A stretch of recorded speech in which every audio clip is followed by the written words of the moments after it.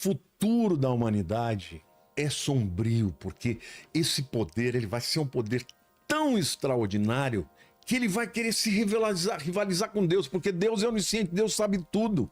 Através dessa inteligência artificial, ele vai saber o que as pessoas pensam. Satanás não pode ler teu pensamento, mas quando ele estiver usando tudo isso, ele vai saber ler. Ele vai saber quando uma pessoa, por exemplo, estiver no sistema.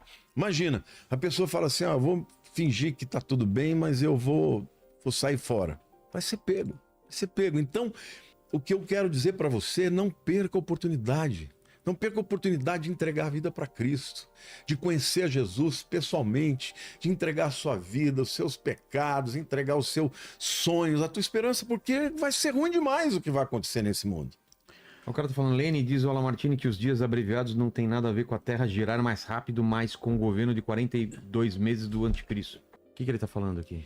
Há uma profecia que diz, né, que se aqueles dias não fossem abreviados, até mesmo os escolhidos não suportariam, né? E uma das vezes que eu vim aqui, eu falei dessa hipótese, né, de que a Terra está girando mais rápido. E realmente isso é uma conjectura meio que louca, né? Ele está correto. É mesmo por conta da pressão e da dureza dessa perseguição do anticristo, que se Deus não falar chega, não ia sobrar ninguém, né? Porque você imagina, eu recebi agora de uma amiga muito querida, até um dia que você quiser trazê-la, a pastora Roslin, lá da Itália, pastora da maior igreja cristã evangélica lá na Itália. Uma pessoa de Deus maravilhosa. Ela estava, o pessoal dela estava indo na Síria, né? Agora os cristãos estão sendo mortos assim, abertamente, simplesmente por causa da sua fé. Perseguição. Então, por exemplo, os jovens não podem mais ir para a universidade. Porque na universidade tem, depois que entraram esses terroristas, extremistas que derrubaram lá o Bashar al-Assad e estabeleceram de novo, né, um Islã muito radical, os jovens, se não adorar lá, se não se prostrar pro Alá, é morto. Então as pessoas estão perdendo emprego, estão morrendo literalmente. E ela mandou um vídeo de uma mulher dizendo assim: se o meu Senhor morreu no meu lugar, chibatadas, cruz, eu não posso morrer por ele? Eu não vou sair daqui, porque eu quero falar de Cristo pro meu povo. Cara, quando eu vi aquilo, eu chorei tanto, eu não consegui me conter. Eu falei, Deus, que evangelho é esse que nós estamos pregando hoje? Evangelho só de sucesso, as pessoas, eu não vou mais para aquela igreja, porque a mensagem está um pouco dura. Vai te catar. Sabe, as pessoas não estão mais que... As pessoas estão vivendo um evangelho que é engano. Evangelho freestyle. É um evangelho de engano, o evangelho é cruz. Jesus falou, se alguém que quiser vir após mim não tomar sua cruz e negar-se, não é digno do reino. Então, nós que vivemos num tempo de tanta liberdade, cara, eu não falo isso para puxar teu saco, porque eu não puxo o saco de ninguém. Mas eu entendi que Deus abriu uma porta para eu falar para quem não é cristão aqui no teu programa. Porque no meu canal é os crentes que vão. E glória a Deus. Mas aqui eu falo para quem não é. Cara, que honra, que privilégio.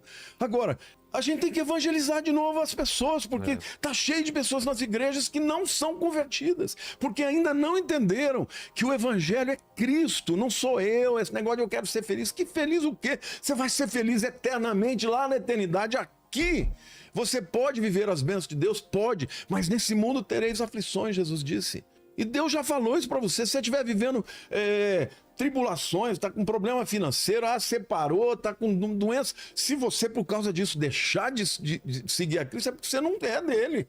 Nunca foi. Porque o evangelho é você entender que você é um pecador e que Deus mandou o seu Filho unigênito para morrer no nosso lugar. E se ele morreu por mim, eu tenho que viver para ele. Então, o que eu vou viver, lógico que eu quero o melhor para mim, para minha família, mas a gente tem que estar pronto para qualquer situação e vai chegar um tempo que talvez no Brasil a gente tenha algum tipo de perseguição, como esse pessoal está tendo já do outro lado do mundo, dando a vida por causa do amor a Cristo, entendeu? Então eu acho que a gente tem que compreender porque os tempos são maus. Outro dia eu ouvi dizer que foi até o Daniel Lopes que me falou, né, que foi um pregador lá na igreja aqui dele, não vou citar nomes aqui, e falou, tem os xiitas e tem os chatos. Eu confesso que eu achei gozado, tá? Eu falei, mas o que é o chato? O chato que fica falando de Jesus vai voltar toda hora. Agora isso saiu da boca de um pastor. Que coisa triste. Poxa. Se a Bíblia mostra que para cada uma profecia da primeira vinda tem 8 da segunda. Se Jesus falou o tempo inteiro, se dos 27 livros do Novo Testamento, só 4 deles não tem, falar da volta de Jesus. Então nós temos que falar. Agora, Vilela, glória a Deus, tem gente que pensa que é antes, que é no meio, que é depois, não importa. Importa você falar que ele vem. É. Porque pode ser que a gente esteja errado. Agora, a gente tem que falar que ele vem, porque as pessoas precisam saber que ele vai voltar. E aí, quando você lê esse texto dizendo que ele vai fazer mal e enganar as pessoas que estão vivendo despreocupadamente, Jesus falou sobre isso. No dia da minha volta, será como no dia de Noé, as pessoas não estão nem aí, vão estar casando, se dando em casamento. Ah, tá tudo bem, aí veio o dilúvio. E vai ser assim. Os sinais estão aí. Você pode ficar brincando, você pode chamar de chato, mas eu vou falar. Eu vou falar e eu espero que Deus levante muitos outros para falarem, porque o mundo está preparadinho. Está preparadinho. Ah, mas a vida inteira sempre todo mundo falou que vinha. É verdade. Só que é o seguinte, nunca o mundo esteve de maneira em que alguém pudesse controlar a economia, através, por exemplo, do término de uma moeda única, através de chegar em todas as nações pela inteligência artificial, pela internet, pelo controle. Hoje, cara, você vai entrar no aeroporto, você nem precisa mais de uma pessoa, ele bate o olho, já sabe quem você é. Daqui a pouco é leitura de íris, quer dizer, são incontáveis DNA. os instrumentos, DNA, e certamente nós estamos chegando perto. Eu queria até ver com o Lene se tem mais perguntas sobre inteligência artificial, porque tem uma pergunta aqui do Gil Barros. Pastor, junta com essa, tá? Se tiver, Lene. Gil Barros fala, pastor, o anticristo poderia ser a inteligência artificial criando uma autoconsciência espiritual e ser instalada em um corpo humanoide? Eu já ouvi essa teoria e eu acho, parece filme de ficção científica, mas a ideia é louca. Ela criar uma autoconsciência, criar vida e tendo conhecimento de todo o conhecimento humano dentro dela, ela é de certa forma um deus, porque ela sabe tudo. Você sabe, né, que o pessoal que isso fala de singularidade fala do homem-deus. Exatamente, essa singularidade atinge a singularidade e depois transporta isso para um corpo humanoide e seria essa figura o anticristo. É assustador também, né? Porque ela saberia tudo Vilela, sobre durante muito tempo eu falava que isso era um absurdo. Hoje eu já não falo mais. Tem mais alguma pergunta para juntar com essa? Na verdade, tem uma perguntinha aqui do... Eu ainda continuo crendo que vai ser um ser humano. Acredito, porque a Bíblia fala que ele morre, que ele recebe uma ferida, mas eu não duvido que a imagem da besta que vai chegar para todo mundo seja isso. Pode ser isso. Eu acho. Faz sentido. O Álvaro, ele falou aqui o seguinte: a IA futuramente será a maior zombaria contra Deus e o homem será e o homem se colocando no lugar do Criador, criando um ser mais inteligente que não cansa, não morre, não adoece. E dizer que Deus não teve a capacidade de criar direito. E aí ele fala que se a IA poderia virar um Deus, né? Ser o já Deus do tá futuro, virando, né? Na hora que você começa a ter uma inteligência artificial que vai ser o teu conselheiro, gente... O Elon Musk falou, né, que tá fazendo em Memphis, tá fazendo todos esses estudos e que vai ser criado, o novo Deus vai ser criado lá, né? Perigoso. Memphis, cidade egípcia. A inspiração é de outros deuses, né? Ó, tem uma mensagem aqui que foi mandada lá no começo da live, da Kelly Marini. Ela tá falando aqui o seguinte, pastor: o que pensar quando uma pessoa do Senhor... o que pensar quando uma promessa do Senhor para sua vida não se cumpre? É que uma promessa de Deus, ela se cumpre. Aquilo que vem de Deus vai se cumprir. A palavra de Deus não volta vazia. Pode ser que aquilo que você achou que era promessa de Deus veio do seu coração ou veio de algum homem. Mas Deus, ele cumpre a sua promessa. Ele não pode mentir. Ele não pode voltar atrás.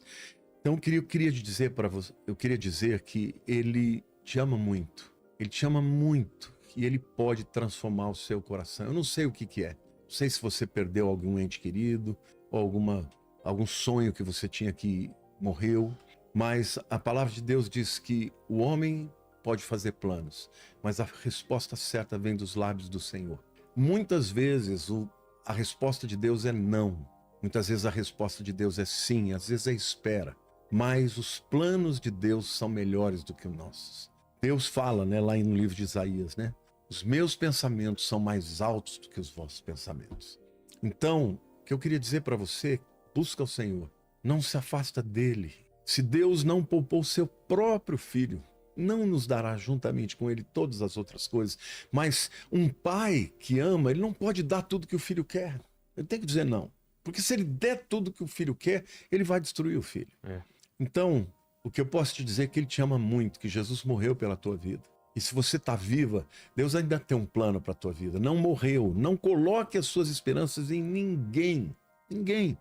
A Lília sempre conta uma coisa. Eu estou casada há 41 anos, né? Ela é o amor da minha vida. Nunca amei tanto ninguém como ela e ela a mim, né? E ela me conta, né, que quando a gente casou muito jovem, tá naquele momento de paixão, né? Ela falou, eu estava tão apaixonada por você, e um dia o Espírito Santo falou comigo, filha, não coloque ele no meu lugar. Eu que te dei, mas ele não é o seu Deus. E aí ela falou para mim que naquele dia ela falou, tá bom, Senhor, ele vai ser o segundo. Então, até nos momentos assim que ela diz para mim, a gente está vivendo um momento de envelhecimento, né? Estamos tão felizes assim, vendo a nossa descendência, minha filha, meus netinhos, a igreja florescendo, né? Essa oportunidade linda de falar de Cristo para tanta gente. Ela fala assim, eu te amo muito, Deus me deu o melhor homem do mundo, mas você é o segundo. Aí eu digo para ela, que bom, que você também é o segundo. Então, assim, busque o Senhor, porque o Senhor tem para você o melhor. Eu sei os pensamentos que tenho a vosso respeito, diz o Senhor, que são pensamentos de paz. Então, não pense que Deus acabou com você. Não pense que terminou o plano que Ele tinha para a tua vida. Deus é um Deus de recomeço, é um Deus de ressurreição, é um Deus de restauração. Ele pode fazer algo ainda surpreendedor, porque Ele é capaz de fazer muito além daquilo que pedimos ou pensamos. Amém. Amém, Vilela? Amém. Tem aqui, ó, Shorts Podcast Brasil tá mandando aqui para você. Faço cortes, shorts e me sentia perdido fazendo os cortes do pastor. Voltei a ter mais fé em Cristo. Obrigado por permitir reutilizar o conteúdo para cortes. Vocês mudaram e estão mudando a minha vida. Pastor, o teu trabalho é incrível. Obrigado mesmo. Beijo no seu coração. Eu prefiro que as pessoas façam isso porque é importante espalhar a palavra, levar né? a palavra, né? É uma coisa maravilhosa. Pode fazer, não tem problema nenhum, não. Leonardo também, tempos difíceis, pais contra filhos e filhos contra pais. Minha família está sob forte opressão e peço oração. Leonardo Vasconcelos. Meu querido, você tá falando de algo que é verdade. O ataque de Satanás é para as famílias. Porque ele atacando a família, ele ataca os filhos. Deixa os filhos abalados, abatidos. Se não for Deus na causa, esse é o caminho para uma revolta, é um caminho para um desvio, para se revoltar contra Deus. Mas eu penso que Deus é um Deus de restauração. Nunca se esqueça disso. Deus pode começar uma obra nova. E a Bíblia diz, né, aquele que começou uma boa obra em vós há de completá-la até o dia de Cristo. Então a gente é um ser em transformação. A gente está num processo. Nesse processo você cai, levanta, toma um atalho, volta para o caminho. Importante não se fechar para Deus e deixar Deus operar na tua vida.